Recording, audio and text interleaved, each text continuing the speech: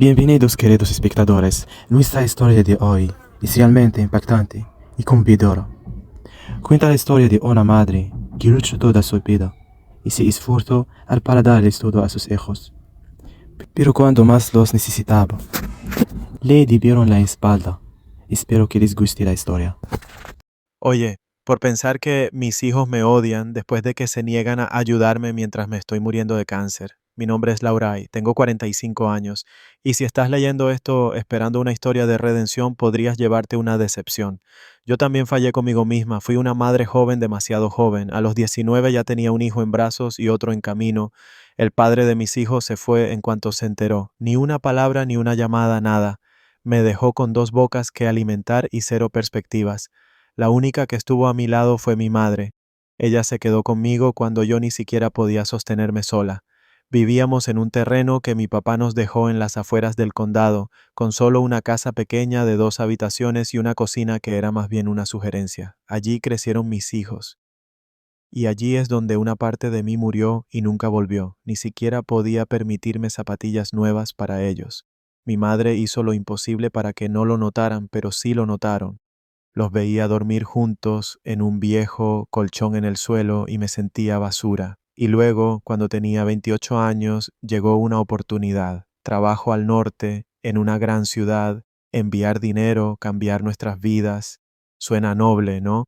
Pero no lo fue. Fue una decisión nacida de la desesperación, sí, pero también de cobardía, porque una parte de mí solo quería escapar de ser la fracasada que ni siquiera podía pagar un galón de leche. Recuerdo la noche en que me fui. Mi hijo mayor, Jace, tenía 9 años, el menor, Cody, tenía 7. Los abracé tan fuerte que me dolía el pecho. Me miraron sin entender. Intenté sonreír, pero estaba llorando. Les prometí que volvería pronto, que no los estaba abandonando, que todo esto era por ellos. Juré que volvería, se lo dije con el alma destrozada. Mi madre me sostuvo del brazo cuando subí al autobús Greyhound, y en ese momento no sabía que ese abrazo sería el último que le daría mientras estaba viva.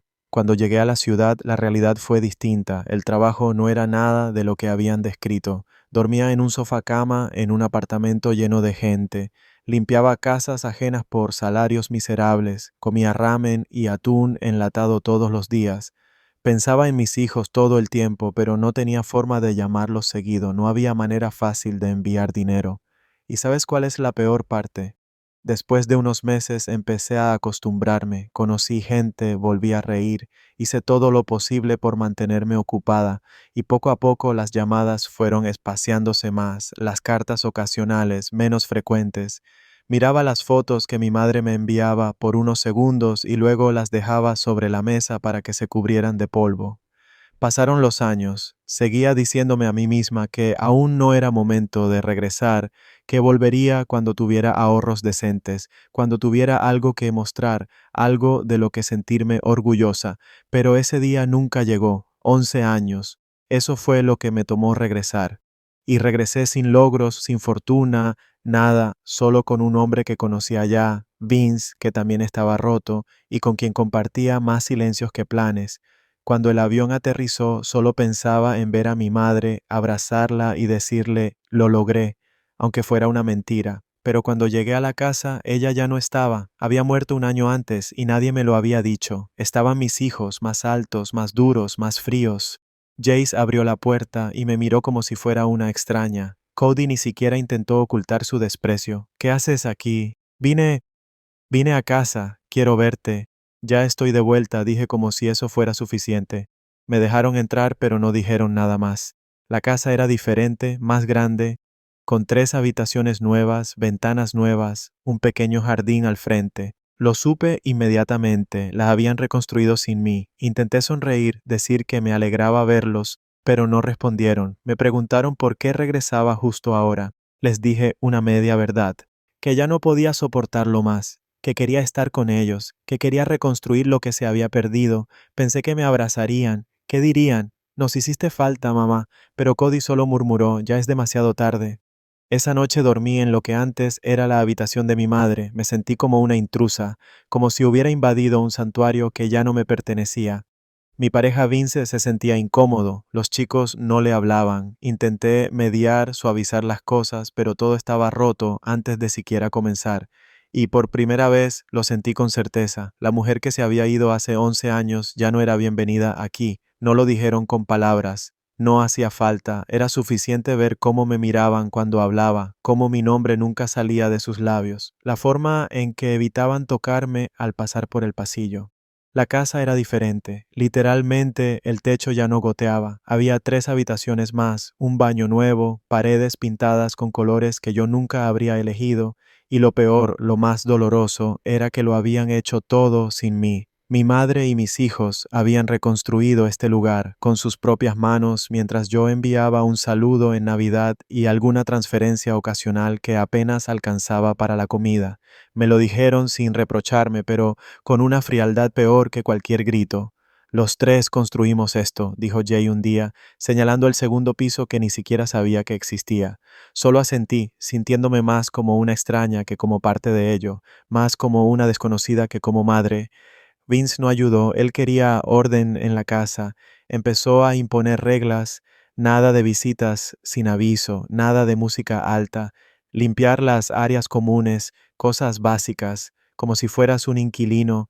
Mis hijos no lo tomaron bien. ¿Y este tipo, quién se cree que es? Dijo Cody después de que Vince le pidió que lavara su plato. Es mi pareja, también vive aquí, se merece respeto. ¿Y nosotros qué, inquilinos de mierda? Otra noche, durante la cena, Vince mencionó que sería bueno reorganizar las habitaciones para tener más privacidad. Jace bajó su tenedor y se levantó sin decir palabra. Y cuando Cody murmuró, «Esta ya no es tu casa», sentí que algo se quebraba dentro de mí, porque en el fondo sabía que tenía razón. Pero lo peor fue darme cuenta de que yo ya había empezado a pensar igual. Esta casa no era mía, yo no la construí, no me hice cargo de ello, no lloré en sus pasillos cuando murió mi madre, no clavé un solo clavo en estas paredes, solo regresé cuando todo ya estaba hecho. Y sin embargo, la escritura de la propiedad aún estaba a mi nombre. Una noche estaba sola en la cocina. Abrí el viejo cajón donde mi madre guardaba fotos. Había una de ella y los chicos cubiertos de polvo de yeso, sonriendo frente a una pared sin pintar, la casa en construcción, sus rostros sucios pero felices como si estuvieran construyendo algo más que simples paredes. Yo no estaba en esa foto ni en muchas otras. Empecé a verme como un fantasma, una sombra borrosa en los recuerdos de mis propios hijos. Quería arreglar las cosas. Cociné su comida favorita. Pregunté sobre sus trabajos, ofrecí ayudarles, pero cada intento era un eco que rebotaba contra una pared silenciosa. ¿Por qué regresaste de verdad?, me preguntó Jace una noche. ¿Porque nos extrañabas o porque no tenías otro lugar a donde ir? No supe qué responder, y ese silencio fue la respuesta más honesta que les di. Las cosas se pusieron tensas. Cada día traía una nueva fricción, un comentario, un gesto que pesaba cada vez más hasta que llegó la gota que colmó el vaso, una discusión entre Vince y mi hijo menor, Cody. «No puedes llegar a casa a esta hora sin avisar», dijo Vince. «¿Y quién eres tú para decirme a qué hora debo llegar a casa?». Me llamaron al centro de los gritos. Intenté calmar las aguas, restablecer el orden, pero terminé haciendo lo que ellos sabían que haría. Él es mi pareja y esta es mi casa. El silencio que siguió fue eterno. Jay lo dijo sin alzar la voz. «Otra vez te elegiste a ti misma», y al día siguiente se fueron. No hubo lágrimas ni portazos, solo 2 bolsas de viaje, una caja de herramientas y una mirada final. Nunca lo olvidaré. Me senté a la mesa frente a 3 platos vacíos, una casa llena de nada, y entendí que lo único que aún estaba aquí era mi nombre en los papeles, porque todo lo demás, las paredes, los recuerdos, el calor, ellos lo habían puesto aquí. Yo solo vine a reclamar lo que ya no me pertenece, y ellos lo supieron desde el primer día. Lo noté en cómo Jace evitaba mirarme a los ojos, en cómo Cody no decía mamá, sino ella, en cómo cada uno de mis gestos era observado como si tuviera que pedir permiso para existir en la misma casa. Y en cierto modo tenían razón. Llegué demasiado tarde. Llegué cuando el árbol ya había crecido, cuando sus raíces se habían extendido sin mí. Y ahora intentaba colgarme de una rama como si fuera parte del tronco, como si una década de ausencia pudiera borrarse con una disculpa y un asado. Pero también dolía cómo todo giraba en torno a él, mi pareja, porque aunque no lo decían en voz alta, el problema no era solo el abandono del pasado, era que los había apartado una vez más. Y esta vez, estando presente la noche en que empacaron sus cosas, No hubo gritos. Cody entró a su habitación, sacó su bolsa de viaje y empezó a guardar ropa. Jace lo ayudó. Los observé desde el umbral, inmóvil, incómoda, invisible. ¿Se van sin siquiera hablarlo?, pregunté. Jace ni siquiera se dio vuelta. No hay nada de qué hablar. Ya elegiste a Laurai. No lo digas así. No elegí nada. Claro que sí. Siempre eliges y siempre es lo mismo. Fue entonces cuando me quebré. Ustedes no entienden. No saben cómo es sacrificar. Me fui por ustedes. Sufrí por ustedes. Viví en una ciudad extraña sola, fregando inodoros, comiendo lo que podía, aguantando que me trataran como basura. Y lo hice por ustedes. Cody, que hasta entonces había estado en silencio, levantó la cabeza. ¿Y mientras hacías todo eso, alguna vez pensaste en nosotros? Claro que sí. Entonces, ¿por qué nunca regresaste? ¿Por qué dejaste de llamar? ¿Por qué la abuela tuvo que inventar historias para que no pensáramos que nos habías olvidado? Quedé sin palabras. Y ese fue el veredicto final. Se fueron esa misma tarde. No me dijeron a dónde iban, simplemente tomaron sus cosas y cerraron la puerta tras ellos. No los volví a ver durante semanas. Vince me dijo que era lo mejor, que la energía en la casa mejoraría, que ahora podríamos comenzar de nuevo. Asentí como si algo dentro de mí no se estuviera desmoronando completamente. Pasaron los días. La casa se sentía más limpia, más ordenada, más vacía. Él sugirió pintar las paredes, vender algunas cosas, remodelar la cocina. No dije nada, ni sí ni no. Simplemente existía. Un día, mientras limpiaba el viejo armario de mi madre, encontré un cuaderno escondido debajo de una caja de hilos. Era su letra, su caligrafía, sus palabras. Hoy lloraron, no preguntaron por Laurai, pero lloraron. Compramos cemento, les enseñé a mezclarlo. Dijeron que un día esta sería su casa y que ella volvería. Cody ya no pregunta por su madre. Jay todavía finge que no le importa. Cada línea era una puñalada al corazón. Ella había cargado con todo: la crianza, la construcción, el abandono, y aún así seguía llamándome mi Laurai, como si yo aún fuera esa niña pequeña que dormía en su regazo. No pude terminar de leer. Esa noche miré al techo. Vince dormía a mi lado, su ronquido rítmico, ajeno. Estaba allí en una casa llena de historias sin un solo testigo de mi vida que quisiera seguir contando esa historia conmigo. Empecé a tener sueños extraños sobre mi madre, sobre mis hijos cuando eran niños. En uno, Cody me abrazaba fuerte y decía: "No te vayas". En otro, Jace me cerraba la puerta en la cara mientras sostenía un bebé que no me dejaba ver. Me despertaba sudando, con el corazón acelerado y una vacuidad que no se iba.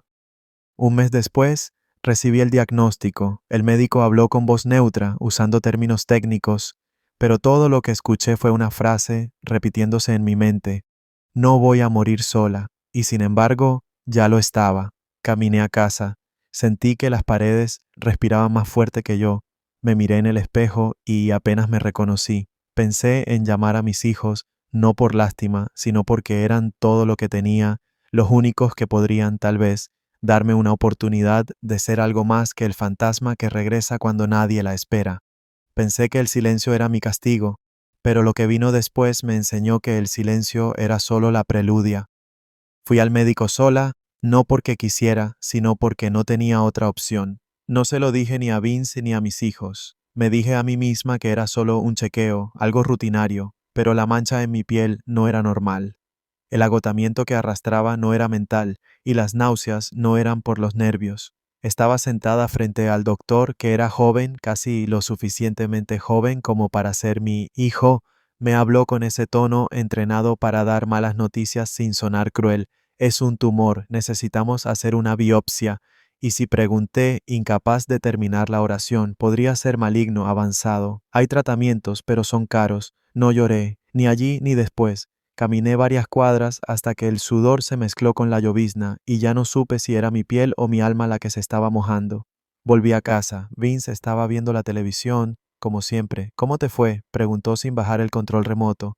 Lo miré. No sabía cómo decírselo, ni siquiera sabía si quería contárselo. Encontraron cáncer. Finalmente dije fríamente, como alguien que dice que perdió el autobús: silencio.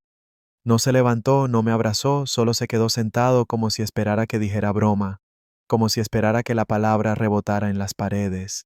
Entonces, ¿qué vas a hacer?, Preguntó sin emoción. ¿Qué vas a hacer? No, ¿qué vamos a hacer? No, ¿qué necesitas? No estoy contigo. Voy a necesitar tratamiento caro. Tiene que hacerse rápido. Tú sabes que no tengo dinero, respondió casi con alivio y emocionalmente. ¿Tienes algo? ¿Ni siquiera un gesto? Suspiró, se levantó y empezó a caminar de un lado a otro. Lauray, no puedo con esto. Esto no es lo que firmé. ¿Y qué firmaste? ¿Dormir gratis en la casa de mi hijo? No me eches esa culpa encima. Yo no te pedí que te enfermaras. Esta no es mi guerra. La discusión no duró mucho porque cuando ya no hay amor, tampoco hay resistencia. Me dijo que necesitaba pensar, que no podía cargar con esta carga. Hizo una maleta. Ni siquiera me dejó decirle que tenía miedo. Salió por la puerta sin mirar atrás. Y en ese momento supe que lo que me estaba matando no era el cáncer, era el abandono. Pasaron 2 días sin que pudiera dormir. Comí lo justo, me sentí mareada, tenía frío aunque era verano. Nadie llamó, nadie tocó a la puerta. Y entonces, como último recurso, marqué el número de Jace. Lo tenía memorizado, aunque ni siquiera sabía si aún lo usaba. Para mi sorpresa, contestó. ¿Qué? Ni un hola, mamá, solo quería verte. Hablar, por favor. Silencio, estamos a 40 minutos, veré si podemos ir. Colgó. Esa misma tarde me envió un mensaje con la ubicación de un restaurante en las afueras de la ciudad. No lo conocía, pero fui como un autómata, como alguien que sabe que esta podría ser la última vez. Los vi en un reservado cerca de la ventana.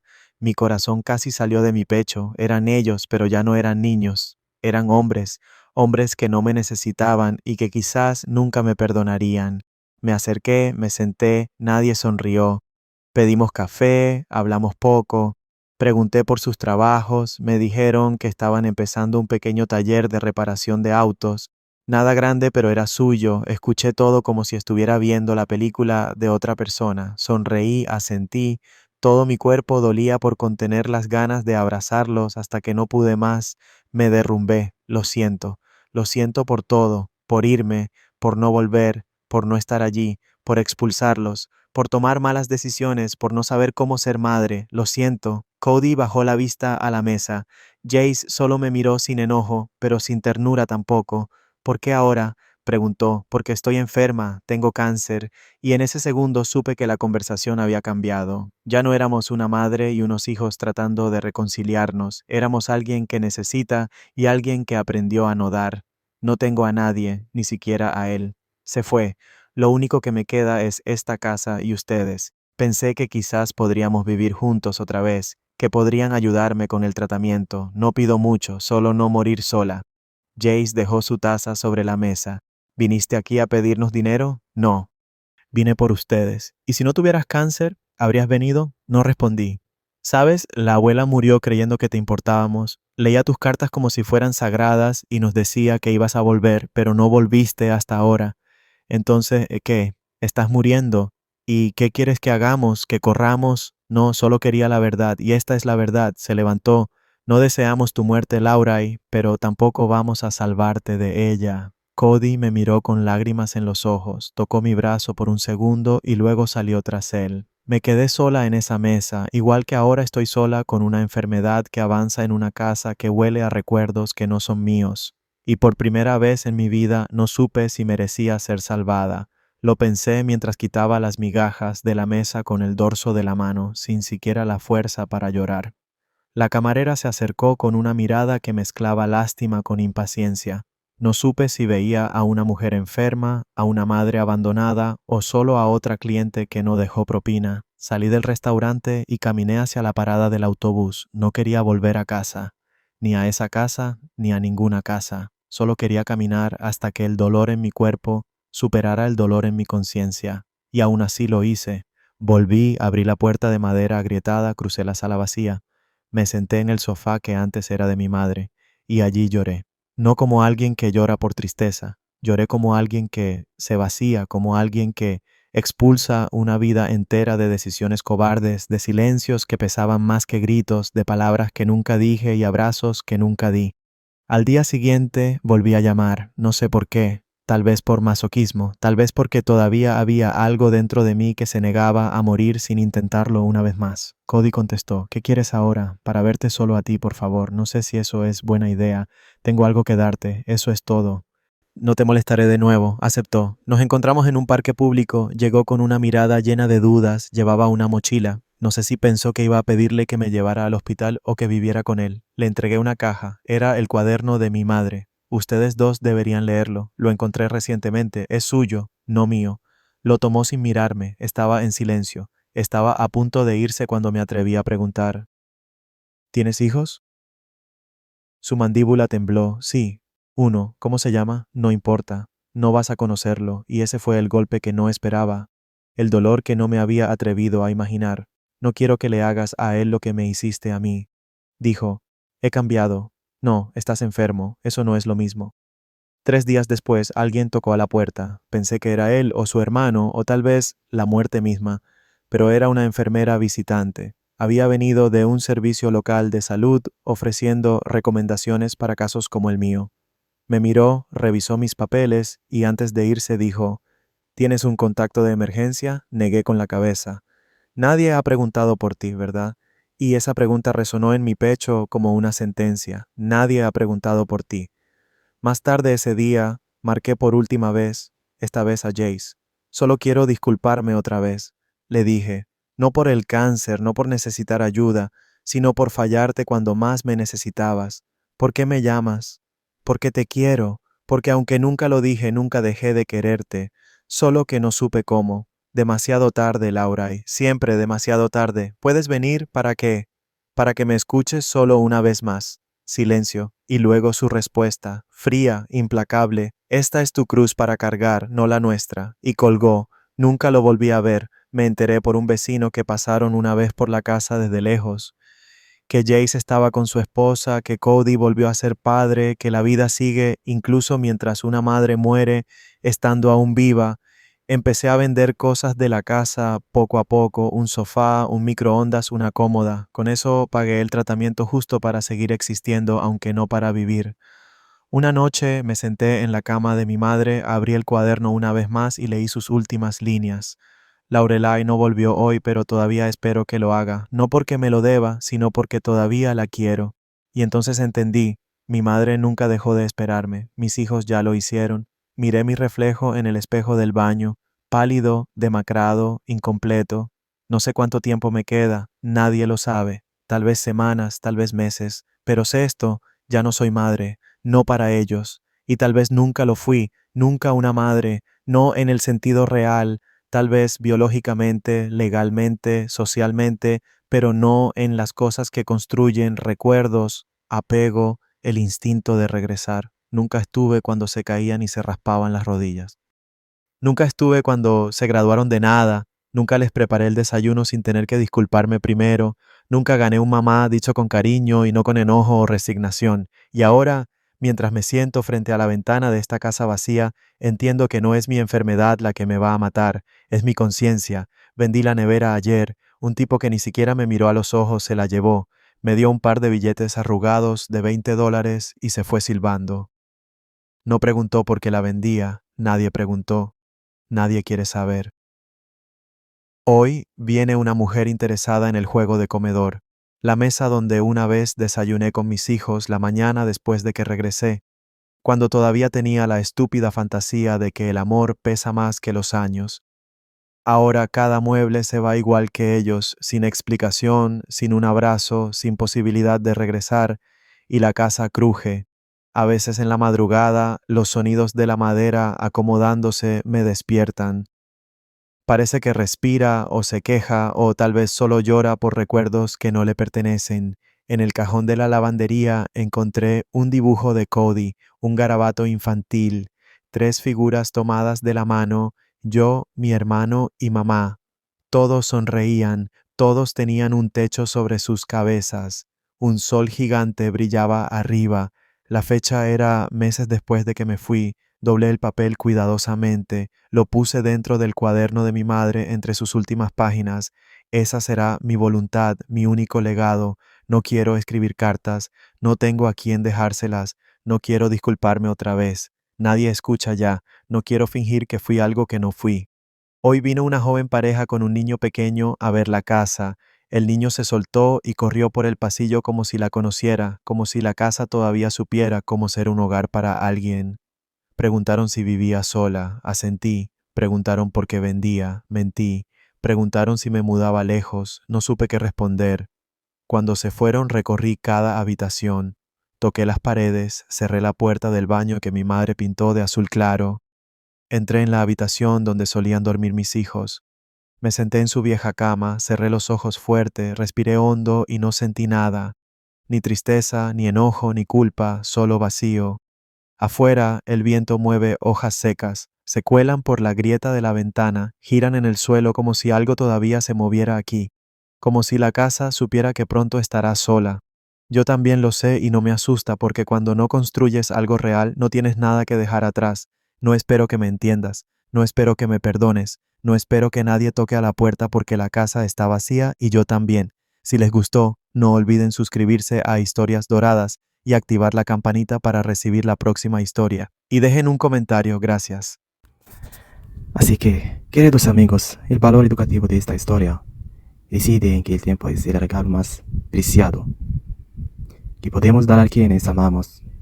A veces, pensamos que el sacrificio consiste en trabajar o ganar dinero, pero lo que una familia realmente necesita es presencia, cariño y perseverancia. Los recuerdos que construimos con nuestros seres queridos son los que quedan grabados en nuestros corazones, no las promesas incompletas, ni las posiciones materiales. Esta historia nos inicia a nunca posponer un abrazo, una palabra de aliento o un momento justos, porque mañana podría ser demasiado tarde. Lo que perdura no es lo que logramos fuera del hogar, sino el amor que sembramos en nuestro interior.